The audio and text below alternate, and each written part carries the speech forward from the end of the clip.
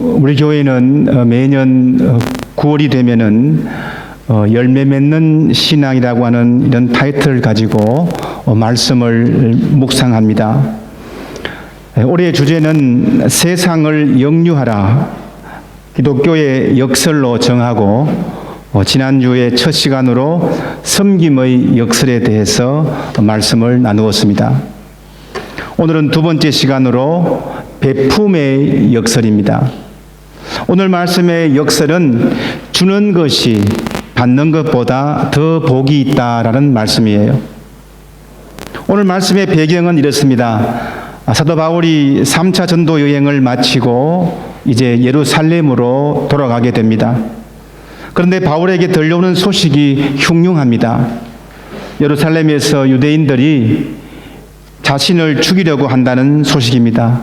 그래서 많은 사람들이 말렸어요. 그만큼 예루살렘 방문은 바울에게 위험한 일이기 때문입니다. 하지만 바울은 결국 예루살렘 행을 결심합니다.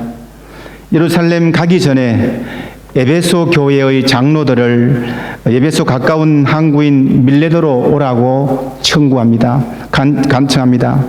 그래서 에베소 교회는 바울에게 큰 의미가 있는 교회인데요. 3차 전도 여행 때의 거의 대부분을 이곳에서 목회했고 집중적으로 그곳에서 제자들을 양육했습니다. 이제 바울은 에베소 교회 장로들을 만나고서는 간곡히 교회를 부탁합니다.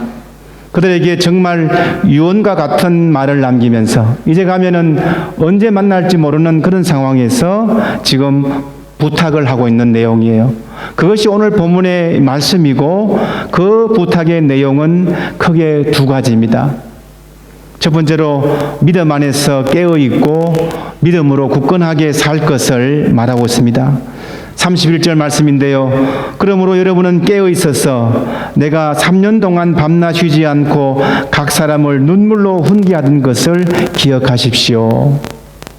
전도여행 3년 동안에 에베소 교회에서 목회하고 그들과 함께 했으니 얼마나 사랑스러운 공동체겠습니까? 눈에 밟히도 아프지 않는 교회입니다. 그래서 고민하는 거예요. 믿음에 분명히 서 있으라. 믿음으로 깨어 있으라. 이것이 첫 번째 부탁입니다. 그리고는 두 번째 부탁이 무엇인가 하면은 베품의 삶을 살 것을 부탁합니다. 35절 말씀인데요. 나는 모든 일에서 여러분에게 본을 보였습니다. 이렇게 힘써 일해서 약한 사람을 도와주는 것이 마땅합니다. 그리고 주여께서 친히 주는 것이 받는 것보다 더 복이 있다 하신 말씀을 반드시 명심해야 합니다. 베품의 삶을 살 것을 요구하고 있는 바로 이 상황을 말합니다. 오늘 본문을 바울의 고별 설교라고 불러요. 그런데 이 설교는 유대인을 대상으로 한 것도 아니고 이방인을 대상으로 한 것도 아니고 믿음의 사람들, 특히 교회의 지도자들 그리고 교회 전체를 향해서 한 설교 말씀입니다. 지금까지 바울은 선교 여행을 하면서 누구에게 설교했습니까? 유대인에게 설교했고 또 이방 사람들에게 설교를 했는데 오늘 본문에서는 믿음의 사람에게 한 설교의 내용이라는 것입니다. 그 요점이 무엇이냐 하면은 주는 것이 받는 것보다도 더 복되도다라는 것입니다. 그러니까 이 말씀은 세상 사람들이 아니라 무엇보다도 우리 기독교인이라면 반드시 듣고 따라야 할 말씀인 것입니다. 주는 것이 받는 것보다 더 복되다. 이런 말을 세상 사람들에게 하면 잘 안 먹히죠. 왜냐하면 그들은 주는 것을 마이너스로 생각하기 때문입니다. 내가 왜 주느냐? 왜 내가 손해보느냐? 이것은 세상의 법칙입니다. 그렇게 살아왔습니다. 그러나 우리 믿음의 사람들은 그렇게 살아서는 안 된다는 것입니다. 왜냐하면 예수님께서 그렇게 살았고 그런 삶을 보여주셨기 때문입니다. 35절 말씀을 여러분 다시 보시기 바랍니다. 하반절 말씀인데요. 그리고 주 예수께서 친히 주는 것이 받는 것보다 더 복이 있다 하신 말씀을 반드시 명심해야 합니다. 라고 말씀합니다. 예수님께서 주는 것이 받는 것보다도 더 복이 있다라고 말씀하셨다라고 주님의 말씀을 인용을 합니다. 그런데 예수님께서 꼭 이렇게 이 표현 그대로 말씀하신 것은 어느 복음서에도 나타나지 않고요. 하지만은 예수님은 수없이 나눔의 실천을 강조해 왔습니다. 그 정신이 복음서 곳곳에 배겨 있는데요. 그 중에서도 가장 합당한 말씀은 누가복음 6장 38절 말씀입니다. 주라 그리하면 너에게 줄 것이니 곧 후이 되어 누르고 흔들어 넘치도록 하여 너에게 안겨주리라. 너희가 헤아리는 그 헤아림으로 너희도 헤아림을 도로 받을 것이니라. 이 말씀입니다. 이 말씀은 복음서에서도 아주 중요한 부분이에요. 여러분 산상설교라고 하는 것을 들어보셨을 거예요.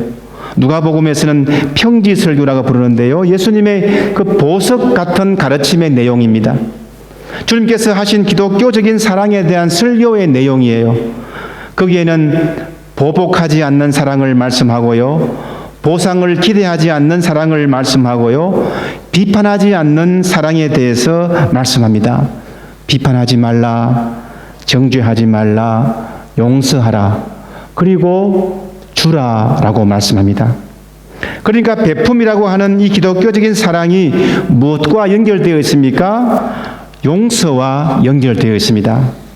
남을 용서하고 남에게 주어야 하는 이유는 우리 자신이 하나님으로부터 용서받아야 하고 하나님으로부터 받아야 할 사람이기 때문입니다. 주어야 용서받는다는 것입니다. 용서받기 위해서 주라는 것입니다. 그리스도인들은 무조건 베풀어야 될 역사적 사명을 띠고 이 땅에 태어났습니다. 세상 사람들은 받는 것이 복이 있다 하지 주는 것이 복이 있다 말하지 않습니다. 그런데 주님은 주라라고 명령하신 거예요. 주면 복이 됩니다. 줄 수 있다는 것, 그 자체가 이미 우리에게는 복입니다. 주었다는 것은 이미 받았던 것이 있었고 우리에게 있다는 것이고 그것을 또 내가 줄 수 있는 것 자체가 복인 것입니다.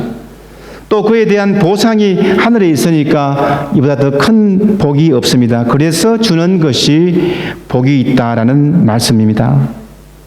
이것이 바로 하나님의 또 하늘나라의 경제 원칙입니다. 아주 단순하게 숫자로 오늘 말씀을 한번 계산해 본다면은 내가 사랑가마니를 베풀어 주었으면 하나님으로부터 은혜를 받을 때는 차떼기가 온다는 거예요. 되를 누르고 흔들어서 넘치도록 후하게 되어 너희 품에 안겨주리라 말씀합니다.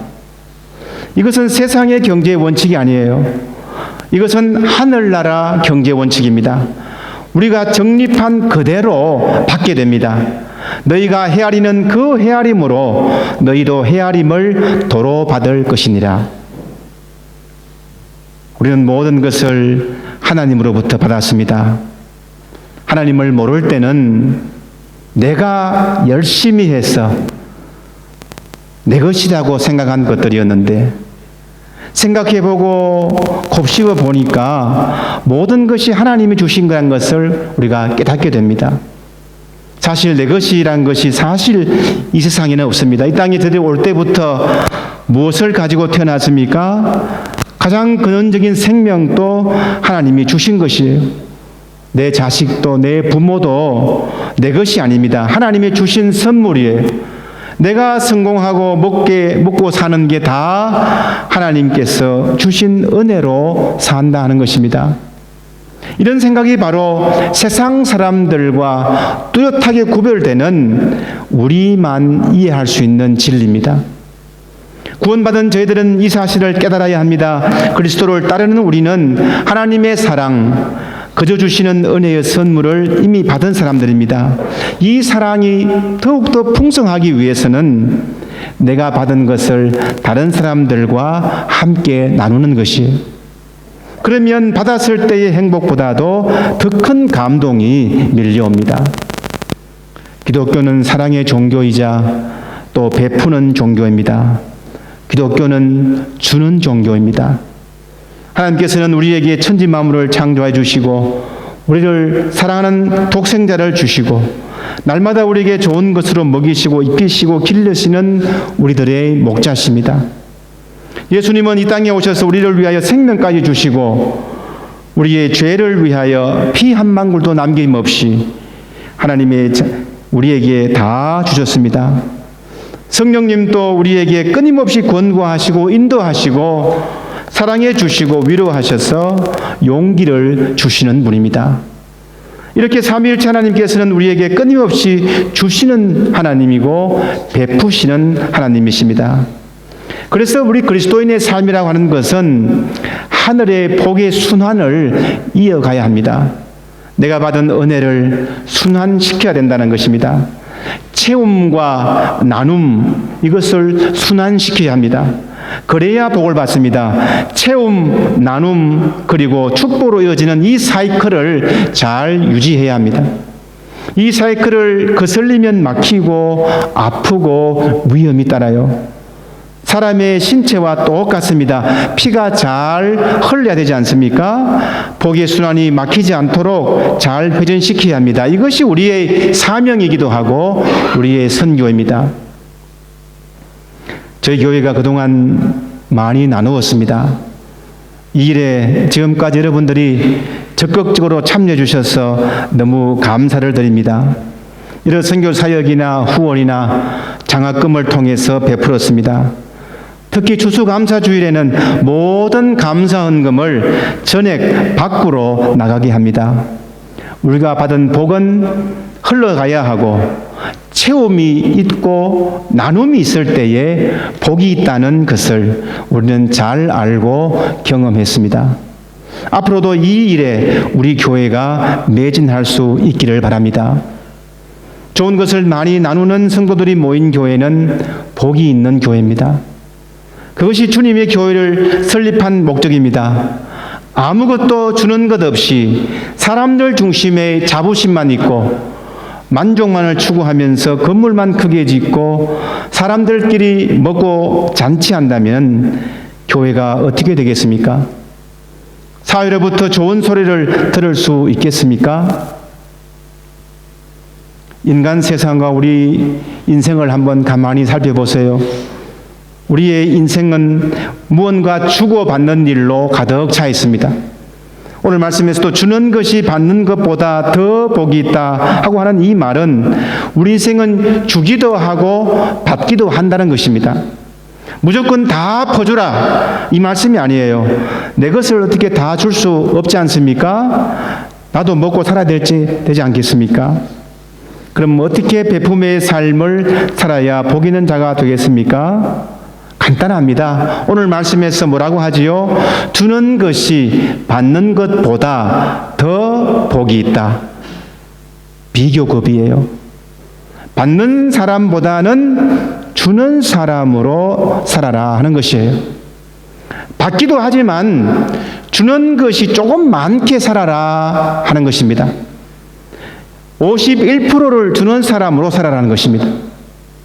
49%는 받는 즐거움으로 살고 51%는 베푸는 즐거움으로 살아라는 것입니다. 왜냐하면 주는 것이 받는 것보다 더 복이 있으니까요. 받는 것도 즐거움이요 복된 삶입니다. 그러나 그것보다는 복된 삶은 베푸는 삶, 주는 삶입니다. 오늘 교회 집사님 한 분이 있었는데요. 이분은 나눠주기를 아주 즐겨하시는 집사님이었어요. 심지어 자신이 지방 출장을 다녀오면은 그 지역의 토산물을 몇 개 구입해서 목회자도 드리고 그리고 중등부 부장이시니까 교사 선생님들에게 드리고 했습니다. 교회도 이분 때문에 항상 잘 도와주는 집사님으로 되었습니다. 그런데 이분에게는 한 가지 결점이라고 그럴까요?